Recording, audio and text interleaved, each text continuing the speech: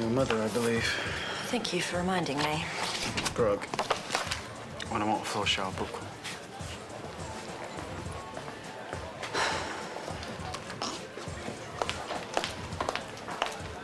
Hi.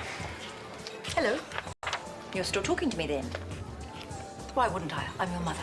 Even though you wish I'd never been born. Sorry? The other night, the big public scene, I wish you'd never been born. Oh, you're so sensitive, honestly. Bit of robust family talk and suddenly you're a bird with a broken wing. Which can be a useful tactic. I imagine TK likes that sort of thing. I take that as a no. I'm not going to apologise. If you've come here to attack me, just do it and move on. You've been drinking. Rehab is booked. It starts in 3 days. How jolly. You're still going, right? You really can't wait to see me sedated and twitching in some hellhole clinic, can you?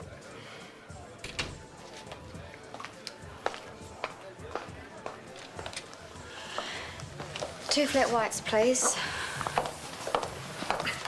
So what do you want to talk about? You need to decide between loyalty to Callum and your own self-interest. I think I can manage both. Well, clearly you can't. You should have put a stop to Callum's little PR stunt, or at least warn me. Of what? A new menu? Callum thinks he can win media hearts and minds, and when we sack him, there'll be an uproar, but you and I both know he's a dead man walking. This is all sounding very unprofessional. DHB's your boss. I'm your boss. If you care about your career, you'll behave appropriately. You know what? I am sick of being threatened, especially by a creep like you. So I have decided I will be loyal to Callum. Having anything to eat? If you're wondering what that sound was, that's you hitting the glass ceiling. I wanted to say sorry for all that dumbass stuff at the flat. Well, you were under the influence. Booze and Brody, it's a lethal combo. Guess what? You got the job. Nope, but I did get the girl.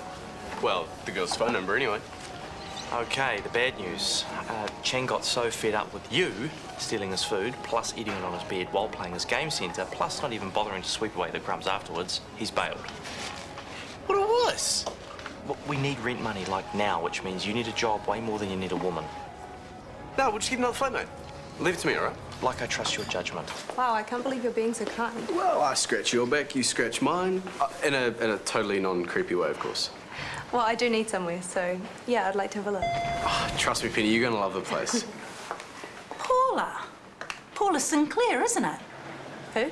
You went to school with my daughter Sandra, remember? Sorry, wrong person. I'm Penny. Red Gully Pony Club. Never heard of it. Not me, sorry. I must have one of those sorts of faces. Well, it looks pretty good from here. I'll pick you up with sugar, okay? Okay. Maggie, what are you doing? Mr. Lukakis was meant to have his oral contrast an hour ago. Actually... I don't want excuses, just go and do it, or we'll have CTs screaming at us. Go! Don't worry, I'll sort this out. Sort what out? She's stuffed up, she needs to be told. Except Lukakis has been pushed back until 3, so he doesn't need his oral contrast for another hour. Why didn't she tell me that? You didn't exactly give her the chance. You have been like a lit fuse ever since Warren died. Please don't try to deny it. We both know it's true. So it's too late to go to the funeral now, but you need to do something to fix this. What can I do? I don't know.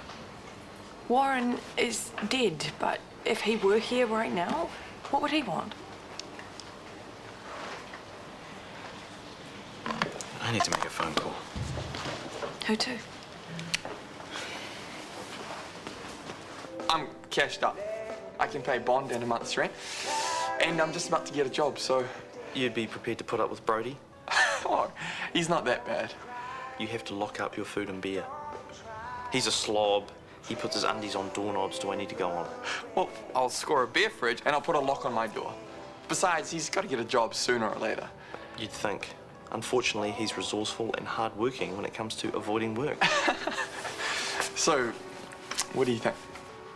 I'll have a chat with Brody and see what he says.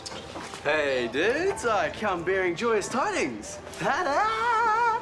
Hi, I'm Penny. Our new flatmate. This is Hunter, the dull but handsome med student. And this is Daniel, whose anger management issues are now almost entirely sorted. Isn't she? Is he always like this? Unless we sneak horse tranquilizer into his beer, yes. About the flat. It's all sorted, mate. She's already paid her rent and bond. I'm sensing this should have been a democratic decision. Hi. Did your mum mention I visited her yesterday? No, I tried to help. She slapped me down good. that's her way. It's amazing how you can soak your brain in alcohol for years and still outthink people, find their weak spots, hurt them. Look, I appreciate you being understanding, but I'm really over talking about my mother. You sure? You sure you haven't got one more fight in you? She's on a knife edge. I have been here too often. I know, and I'm sorry for that. It's awful what she's put you through. So I'm taking your very good advice and protecting myself. But it's how you protect yourself. If you walk away, she will always be there, in the back of your mind. The guilt will eat away at you. I went through it with my father. People went through it with me. She's the one who should feel guilty. I'll never forgive her for what she's done to me. Nor should you. But your best protection is to make sure you've done everything you can to help her. That way, if you fail, the guilt won't get you. There's nothing I can say or do to get her back into rehab. Maybe not, but I know her weak spots. They're the same as mine. I could try again. She'll get nasty. I'll get nastier. Trust me. One more shot? One more shot.